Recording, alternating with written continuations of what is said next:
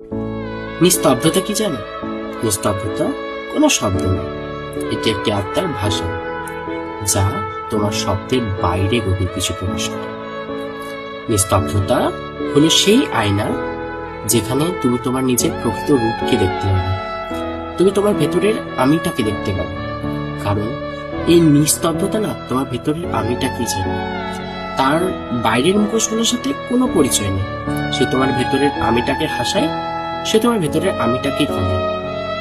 নিস্তব্ধতা হলো প্রকৃতির সেই কবিতা যেখানে শব্দ ছাড়াই হৃদয়কে ছুঁয়ে যায়।